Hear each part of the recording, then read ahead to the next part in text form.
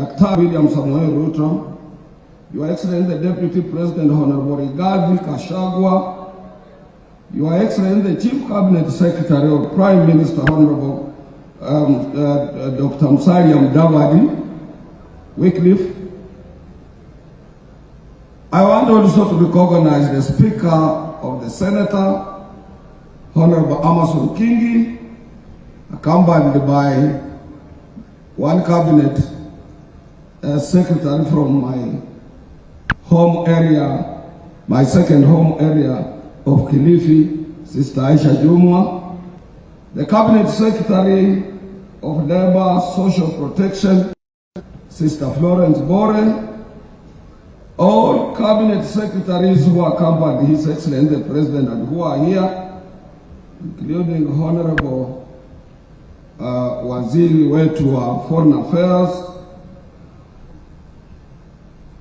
the Principal Secretary Minister of Labor and Social Protection, Geoffrey Kaituko, other Principal Secretaries present, the Executive Director of the Federation of Kenya Employers, Sister Jacqueline Mugo Karemba,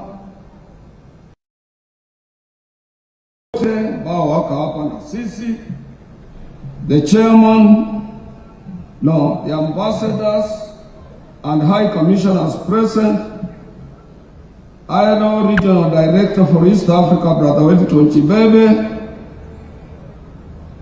and also I want to recognize Ms. Zainabu Hawa, Director General of UN Office in Nairobi, and Dr. Stephen Jackron, Resident Coordinator, based here in Nairobi. I want also to take this opportunity to recognize the Chairman of the National Social Security Fund, NSSF, Anthony Munyiri, Managing Trustee, National Social Security Fund, Brother David Mwangangi, Chairman, National Health Insurance Fund, Michael Kamau, Engineer, the Acting Chief Executive Officer, National Health Insurance Fund, Brother Samson Kuhora.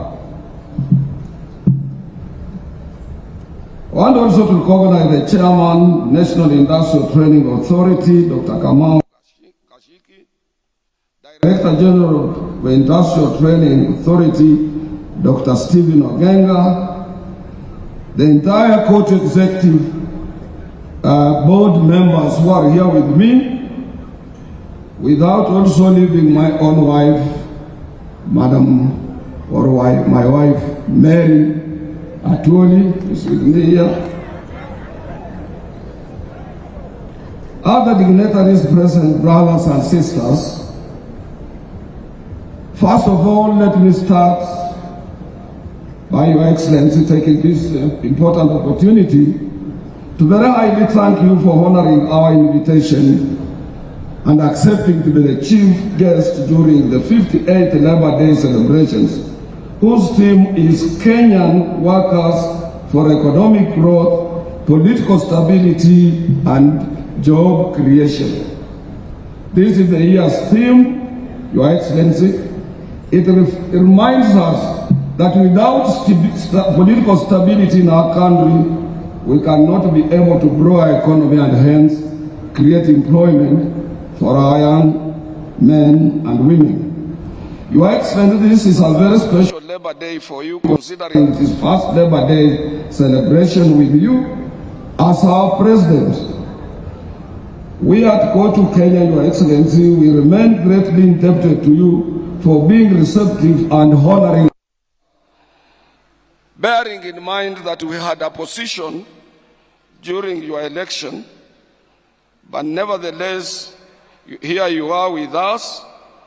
We therefore accept and remind ourselves that we do indeed owe you more than what you owe to us. We also want to take this opportunity to highly thank you for having given us the first opportunity to meet all labor leaders while you are still reorganizing your office And that was not, we can't take it as workers just for granted, that because you love workers, you accepted our delegation to be with you on 14th of February 2023 at State House, Nairobi. And you moved with speed to adopt and implement some of our proposals, including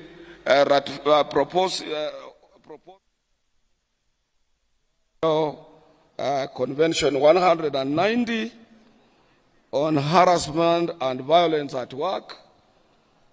We are very grateful for that, Your Excellency.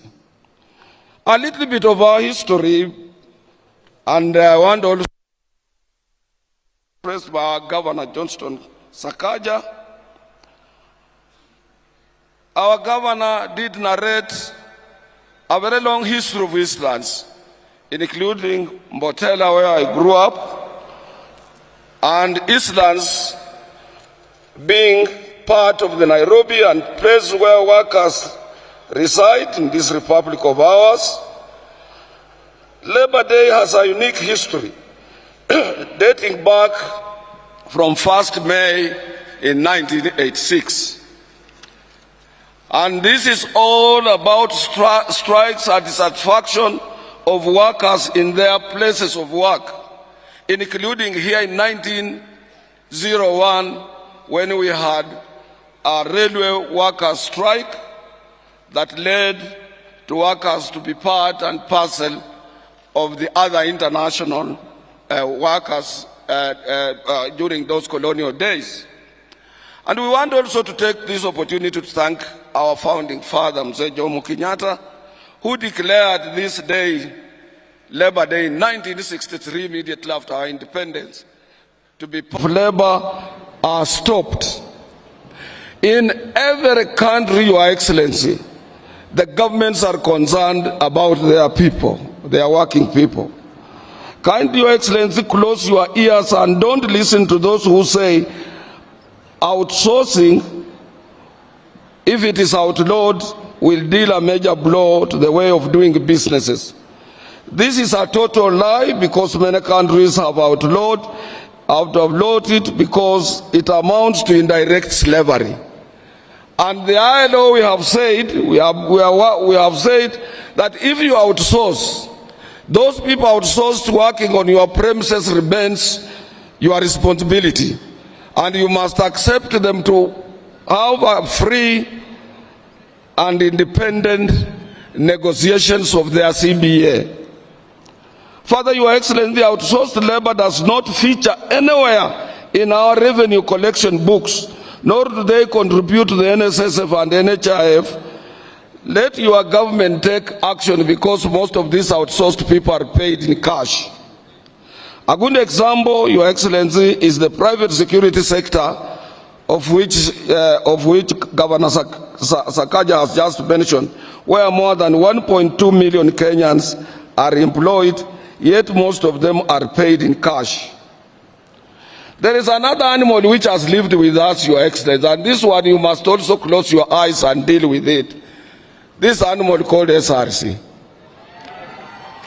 SRC,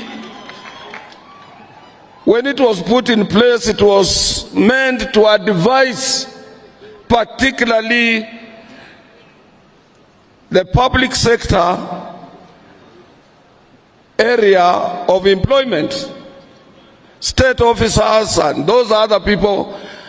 But what it has done, Your Excellency, and this negates the principles of the International Labour Organization, ILO Convention number 87 and number 98, that they want to negotiate, they want to decide on CBAs. CBAs are freely negotiated between workers and employers on free, you see, on give and take basis. There should be no any barrier in between. And the former Attorney General Githu Muigai wrote to us assuring us that SRC, their role is advisory, and the citizens of this country. Workers want to access their places of work peacefully. Mimi sasa ni mzee, Mimi sio kijana, hata kama mnaona Mary bibi yangu ni myangu. Mary kazi yake kwangu ni kuangalia socks nimevaa namna gani, shati yangu iko sawa sawa, saa ya kumeza dawa ikifika ni saa ngapi, yeye anaweka hiyo diary. Because tukiandika mtu mwingine tuseme ni personal assistant atatuibia. Nikitaka kwenda Ulaya na niambia ndege yako ni safulani, gate ile unapitia ni hii tikiti iko sasa, mzee hii boarding pass umebeba ni ya mwaka jana, hii ndio ya leo. Hiyo ndio kazi ya Mary. Nataka kushukuru nyinyi na niwaambie ni lazima to support His Excellency the President for the purpose. You are at end game, hakuna njia my friend. Juzi umeappoint mkubwa wa majeshi, uliappoint Inspector General, umeappoint cabinet. Mtu kukutoa ni shida, atakutana na bunduki mbali sana. So let's not dwell on impossibilities, things that cannot happen. Let's accept as you lose, as one day for us who have lost some of our loved ones. Unaweza kufikiria kama amelala ataamuka. Hataamuka. It is better to come on terms you have lost your loved one. And then you can't get into stress and depression and hence death. Ama kubadilisha jua kutoka mashariki kuendelea magharibi. It's not easy. Let's accept. Mimi ndio nilisema miti ikatwe. Miti ilikatwa Sugoi. Mimi nilikuwa kwa ndoto zangu tu.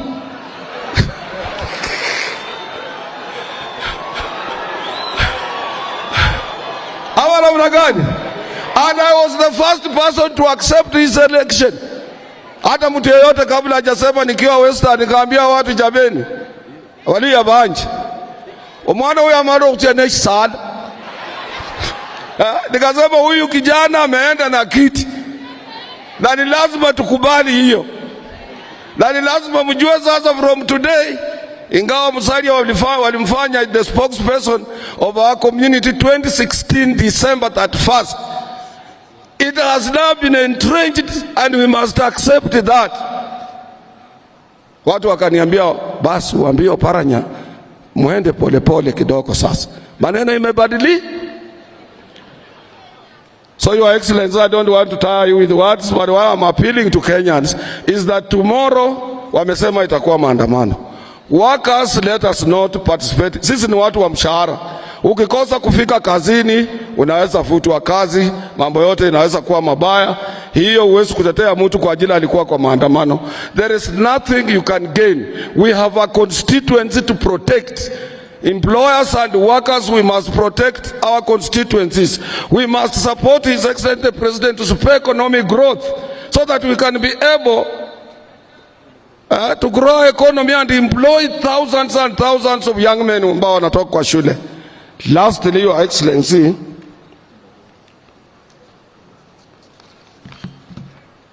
nikikosa kusema nitanyongwa. Your Excellency, as I end, I know we are in both political and economic quagmire. But bearing in mind that all of us, including workers, are involved in the restructuring of our economy, your incentive to these workers is only in one form: a consideration for a moderate general wage increase. Hatusemi minimum. In 1973, October to 1974, January, we witnessed ile ilikuwa naitwa oil shock economic recession. Na mzee Jomo Kenyatta alipoona mambo imekuwa magumu kwa kila mtu in this republic, aliongeza ile kitu inaitwa general wage increase. General wage increase itashika kila mtu, hata kama ni percent ngapi mbili, hata cabinet secretary, hata nani, kuliko kuwa tunaomba minimum wage all the time. Governor, we need a moderate. Wakasawa nauliza if there is a moderate, because sometimes minimum wage does not affect those people covered under collective bargaining agreements. And everybody is hit. Hii uchumi na sio ya Kenya peke yake. Hii vita ya Russia na Ukraine.